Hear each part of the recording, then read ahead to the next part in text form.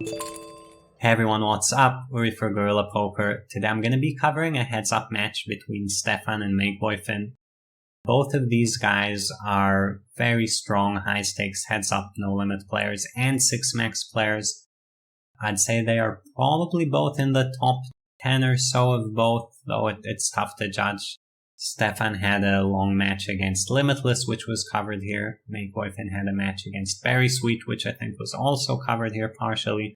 So both of these guys, no strangers to heads-up matches, and yeah, nice to see them locking horns. So let's get into some action.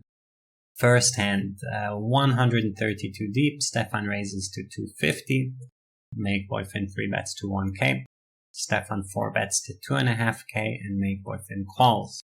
At this point, you always want to have a rough idea of the ranges, so Stefan's range to 4-bet is always going to have aces, kings, queens, ace, king, and maybe jacks, something in that area of hands. I don't know how far it goes exactly, 132 deep. Probably down to tens, if I had to guess.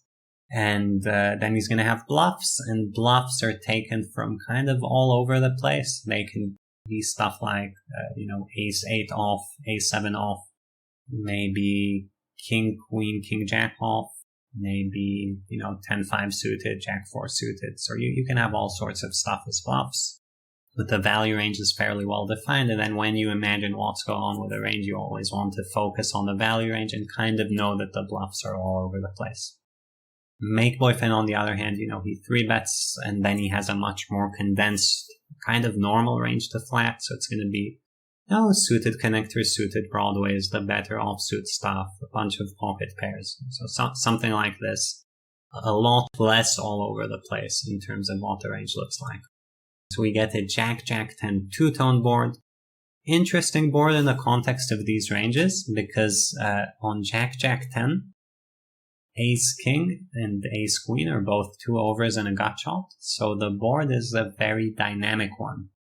Right? Like, if you have a pair and your opponent has ace-king, getting him to fold ace-king or to stack off ace-king, both possibilities that are worth a decent amount of money. And you need to remember that in 4-bet pots with 5k already in the middle, before there's any action, getting your opponent to fold any reasonable amount of equity is a big win. So these spots play very aggressively. And it's not so much about squeezing out value most of the time as it is about denying equity. So makeboifin checks, Stefan bets 1k into 5k, very small bet. I don't know if this is the correct bet size on this kind of board texture. I'll be honest. I don't know if Stefan can bet everything here, but there is a decent chance he can. Ace-king having more equity is definitely good for Stefan. So makeboifin range raises to 3.3k. Here we'd expect, some draws, some trips, some 10x, some bluffs, and here a bluff could just be a weak draw.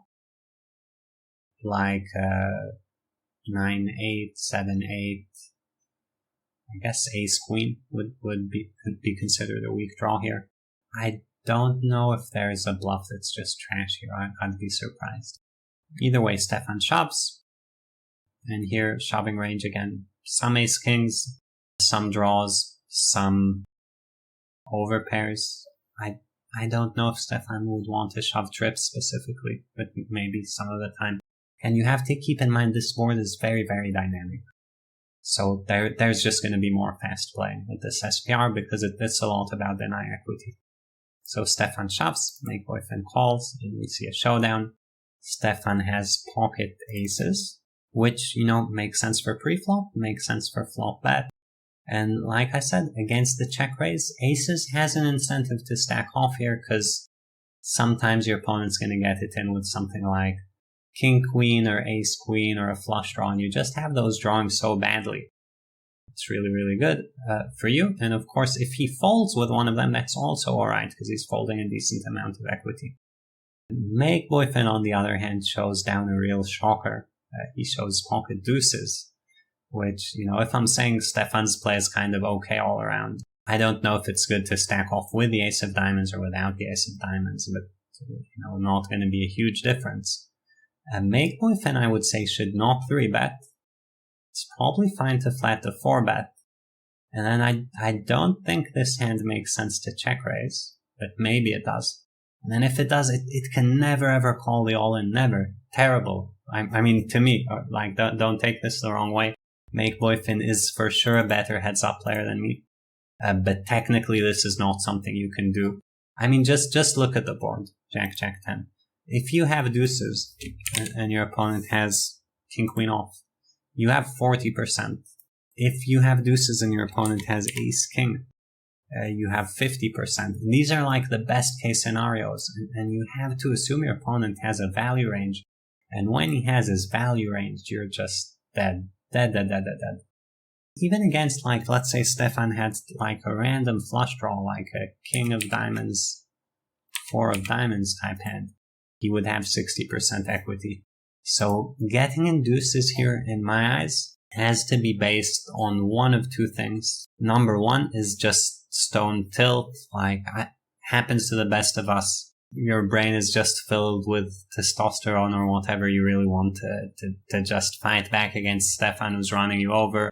Stefan's already at 350 big blinds, so you're just, no, you're gonna call and hope for the best. Other option, which is maybe more likely for makeboifin, is he thought he had some kind of read, and he thought Stefan was very, very bluff heavy, and then he does beat the bluffs.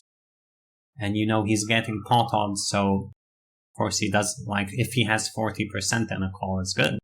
It's not like he can never call just because he's never ahead.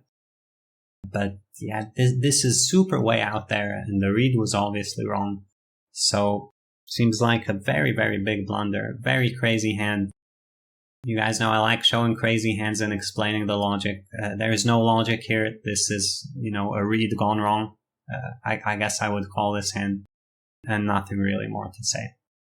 We'll do one more hand in this video between makeboifin and Stefan. I will mention that later on in this match, you see Stefan sitting on 556 big blinds on one of the tables.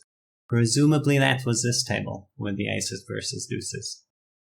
Either way, makeboifin raises, Stefan 3-bets. He's going for a bigger sizing than makeboifin. Makeboifin calls, and we get a deuce 6-8 two-tone board. Here Stefan c-bets for 66% size, definitely not betting his entire range. This indicates it's less ace king, ace queen, ace deuce type hands. It's gonna be kind of a different range. Like if you think about your range, there are the parts of your range that are interested in building the pot fast. 9s, 10s, jacks, queens, more so than kings, aces. You know, you'd rather bet queen, jack, king, queen than you would ace, king, ace, queen in terms of bluffs. But don't catch me on a combo here or there, because these spots are kind of complex. Sometimes you bet ace, king to dominate your opponent's calls, and, you know, maybe king, queen also dominates your opponent's calls, and maybe the bluffing hand of choice here is jack 10. I'm not sure exactly how it would work, but, you know, bunch of overcards, bunch of draws, and overpairs, but not everything. Okay, that's what a big bet looks like. So 10 of diamonds turn, Stefan checks, makeboifin stabs small. You know, small stab because presumably you bet a bit polar. Now your range is a bunch of high cards that are check folding, so there's no reason to stab very big. Stefan check shoves, indicating he had, you know, he trapped something. Once you bet big on the flop, you want to check some traps, so you're not always check folding. And then these traps mostly check raise, and you can do it with some draws to bluff as well.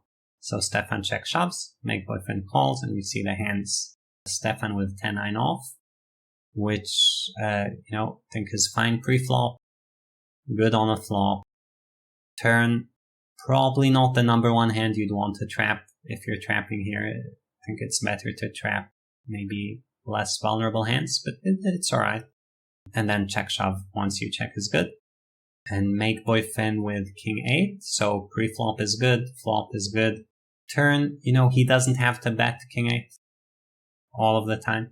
It's fine to bet it, it's not a mistake or anything, but this is something where if makeboifin is betting all his king 8s and all of these types of hands, Stefan would trap all his 10-9s and check shove them. So you have to be careful not to bet too much, but nothing wrong with a bet, of course. And yeah, once you bet, probably call king 8, because I think Stefan can probably even check shove worse. I mean, at worst, it's a bluff catcher, and maybe you're beating some value. So I think the hand is well played. And yeah, we'll wrap it up there. 2 hands, makeboifin versus Stefan. Hopefully there are going to be a lot more. I'll cherry pick the more interesting ones, and we'll try to go over as many as we can during the next few sessions. That's it for this one. Hope you guys enjoyed it. Like and subscribe to the channel, and I'll see you next time.